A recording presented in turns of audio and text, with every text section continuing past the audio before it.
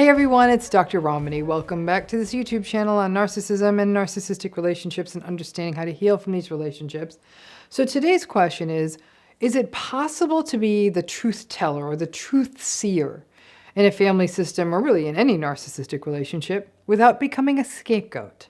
Those of you who are truth tellers and truth seers, you can drop your thoughts in the video notes, but is this even possible to be in this role without becoming a scapegoat? Now remember, this month, we will be reflecting on some of the issues raised in my new book, It's Not You, that comes out very soon. You can order it now, you'll have it before you know it. The link to get it is in the show notes and in my bio. And chapter 4 is where I help people figure out why we get into these relationships and more importantly, why we stay in these relationships. We're all vulnerable to getting in. It's the staying that's the issue. And for many of us, that story begins in childhood. While there are a lot of folks who get into narcissistic relationships in adulthood without that backstory, and in my favorite stories, some people have narcissistic families of origin and find compassionate and loving relationships in adulthood. It does happen. But perhaps one of the most, when we're thinking about family systems and family of origin, perhaps one of the most profound family roles that people resonate with is the role of the truth seer or the truth teller. Not everyone speaks the truth. It's not safe to, right? But it's the person who is a child in a narcissistic family system, sort of preternaturally knew something wasn't quite right. Seeing it didn't mean that you didn't subjugate your needs to the narcissistic parent. You still silence yourselves. You still had to find ways to get attachment and safety. You still had to give in to the toxic structure. But the truth seers, you saw it. You knew it wasn't right. At some level, the narcissistic parent knew you knew, if that makes sense. Sometimes the truth seer does become a truth teller, though that's a risky play. The truth teller is the one that gets in the snappy one-liners. Things like, well, Dad doesn't like it when someone knows more about money than he does, and leaves the narcissistic parent feeling exposed. So as you can imagine, that observant child who makes their observation out loud then incurs the wrath of that narcissistic parent. And because the narcissistic parent forever sort of feels found out by the child who got it and saw it, that truth-seeing and then truth-telling child is sort of doomed within the family system, or at least where the narcissistic person is involved. So why do kids become truth seers or truth tellers? These may be children who are innately more intuitive, intelligent, have observant temperaments, have an empathic and agreeable quality to their temperaments. They may be more somatically attuned, but I have worked with many adult clients who were childhood truth seers, and they remain very intuitive and aware in adulthood.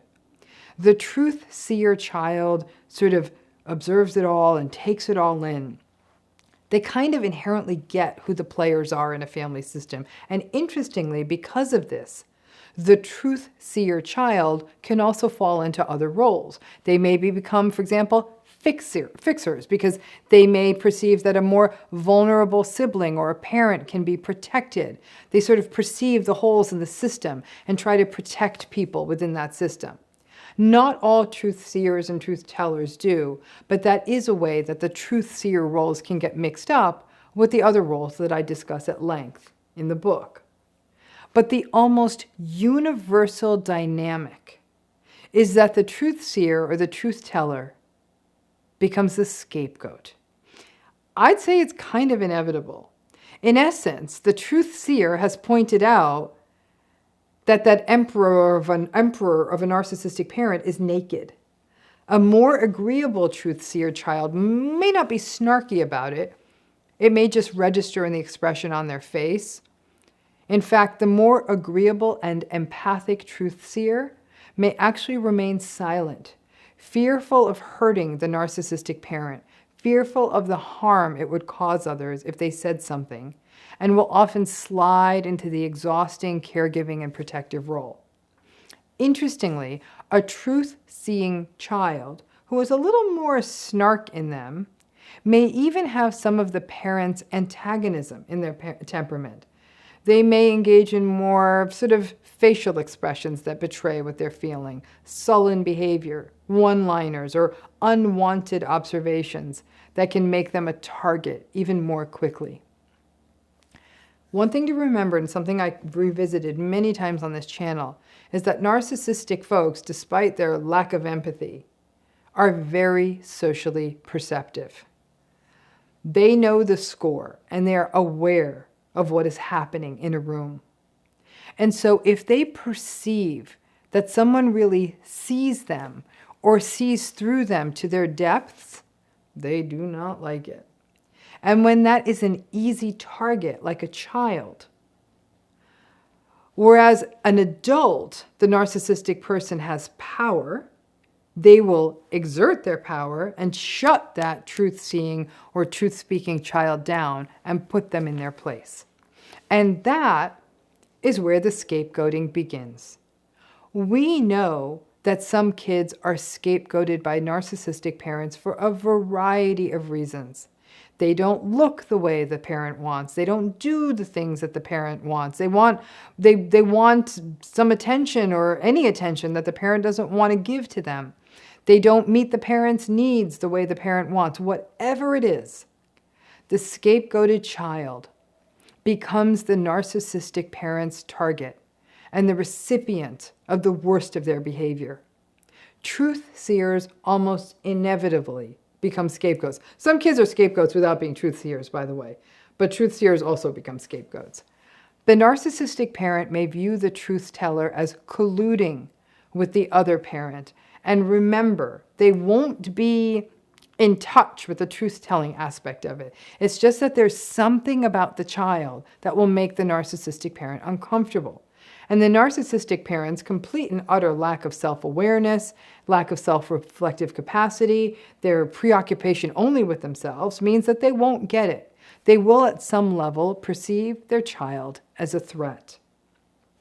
When a child is scapegoated, the parent's behavior is on a continuum of scapegoat abuse, right? In the most severe cases, the child may be physically abused or subjected to horrific neglect or things like deprivation of food.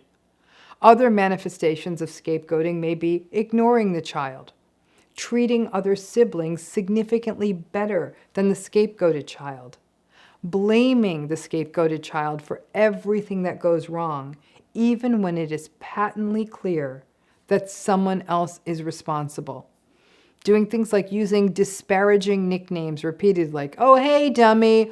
Oh, look, Fatty is home. Blaming the scapegoated child for the narcissistic parent's own failures. The parent saying things like, my career never took off because of you. Being subjected to more of the parent's yelling and rage. Not being given a gift when other people in the family system are.